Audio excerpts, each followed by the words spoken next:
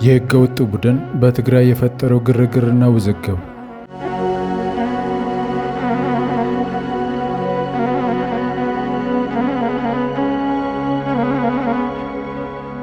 በትግራይ ክልል ሕጋዊ የስልጣን ባለቤት ማን ነው? በፕሪቶሪያው ስምምነት ሞቶ የተቀበረው ምክር ቤት ወይስ በሕዝብና በመንግስት ዕውቅና የተሰጠው ጊዜያዊ መስተዳደር?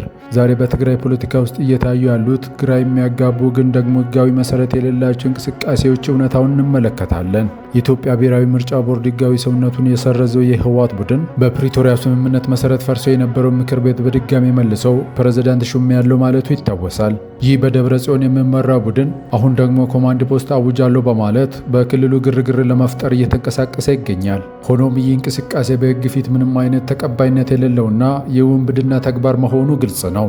ምንም እንኳን ሕገወጡ ቡድን የስልጣን ሽሚያ ውስጥ ቢሆንም በትግራይ ክልል ትክክለኛውና ብቸኛ ሕጋዊ መስተዳደር አሁንም በስራው ላይ ይገኛል። በትግራይ ሕዝብም ሆነ በኢትዮጵያ ፌዴራላዊ መንግስት ሙሉ ዕውቅና ያለው በጀነራል ታደሰ የሚመራው ጊዜያዊ መስተዳደር ብቻ ነው። የክልሉን ሰላምና ጸጥታ የማስከበር የሕዝቡን የዕለት ዕለት ሕይወት የመምራት ሙሉ ኃላፊነትና ስልጣን ያለው ይህ መስተዳደር ብቻ ነው። ሕጋዊ ሰውነት የሌለው ቡድን የሚያወጣቸው መመሪያዎችም ሆኑ የሚሰጣቸው ትዕዛዞች በትግራይ ምድር ተፈጻሚነት አይኖራቸውም። የፕሪቶሪያ ስምምነት ግቡ በትግራይ ሰላምን ማምጣት እንጂ በሕግ የተሰረዙ ስብስቦች እንዲያንሰራሩ እድል መስጠት አይደለም። በመሆኑም የደብረ ጽዮን ቡድን የሚያደርጋቸው ማንኛውም እንቅስቃሴዎች በክልሉ ሕዝብ ዘንድ ተቀባይነት የሌላቸው ፖለቲካዊ ድራማዎች ናቸው። ትግራይ ወደ ሰላምና ልማት መመለስ ያለባት በሕጋዊ መዋቅር ብቻ ነው። የሕገ ወጦች ግርግር ለሕዝቡ የሚፈይደው ነገር የለም። ለተጨማሪ መረጃ ሰብስክራይብ በማድረግ ይከታተሉን።